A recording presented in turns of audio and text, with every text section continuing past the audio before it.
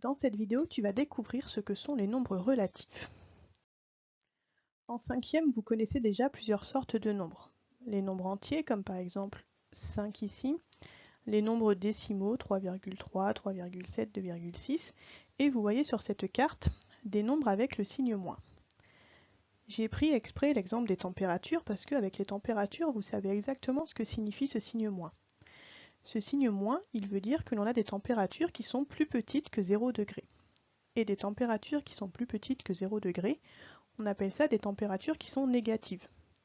En mathématiques, donc, on va définir des nombres que l'on appelle des nombres négatifs, qui vont être donc tous les nombres qui sont plus petits que 0 et que l'on va noter donc avec ce signe moins.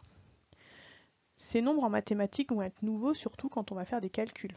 Mais les nombres négatifs, vous les connaissez dans plein de cas de la vie courante.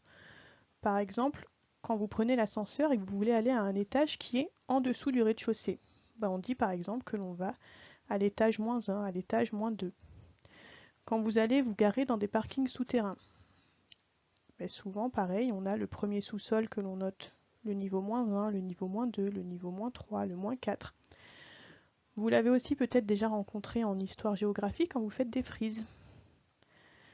Par exemple, pour une date qui est avant la naissance de Jésus-Christ, on la note avec le signe moins. Par exemple, ici on dit que c'est en l'an -3000, qui signifie 3000 ans avant Jésus-Christ. Pour ceux qui sont un peu plus sportifs ou sportives, ici je vous ai mis le classement de quelques équipes de football. Alors on n'a pas à quoi correspond chaque chiffre, mais les derniers qui sont ici correspondent au nombre de buts marqués par l'équipe et le nombre de buts encaissés par l'équipe, donc ceux qu'ils se sont pris. Et à la fin, vous avez donc la différence de buts. Et vous voyez ici apparaître donc des nombres négatifs. Donc par exemple ici, l'équipe d'Angers elle a marqué 28 buts, mais les équipes ont marqué 33 buts contre eux. Donc ça veut dire qu'en tout, ils ont un total qui est de -5 buts. On note aussi donc avec les nombres négatifs. Il y a encore plein d'autres exemples, vous les connaissez, donc c'est pour vous montrer qu'au final vous les employez déjà beaucoup.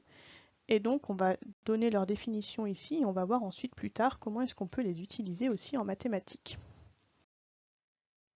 Vous connaissez donc déjà ce que l'on appelle les nombres positifs, qui peuvent être donc soit des nombres entiers, des nombres décimaux, que l'on peut noter avec le signe plus, souvent on les notera sans signe, des fractions, ici 5/2 qui est égal à 2,5, donc c'est un nombre positif, des nombres plus grands, il y en aurait encore une infinité, il y a plein de nombres positifs, c'est tous les nombres que vous connaissez jusqu'à présent.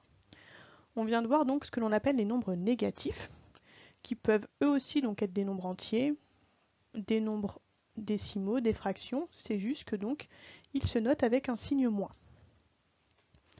Vous voyez qu'ici, j'ai mis un endroit où les nombres positifs et les nombres négatifs vont se recouper.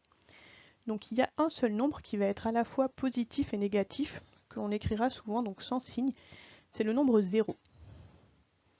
Donc tous les nombres qui sont plus grands que 0 sont des nombres positifs, tous les nombres qui sont plus petits sont des nombres donc négatifs. Et l'ensemble de tous ces nombres, donc qui mélangent les nombres positifs et les nombres négatifs, c'est ce que l'on appelle donc les nombres relatifs. Ce qu'il faut se souvenir donc, c'est que les nombres positifs, ce sont tous les nombres qui sont plus grands que 0 et qui vont se noter donc soit avec un signe plus, ou par habitude qu'on va noter sans signe. Les nombres négatifs, eux, ce sont tous les nombres qui sont plus petits que 0 et qui vont se noter toujours avec le signe moins. Et on a donc 0 qui est le seul nombre qui est à la fois positif et négatif. L'ensemble de tous ces nombres, c'est ce que l'on appelle donc les nombres relatifs.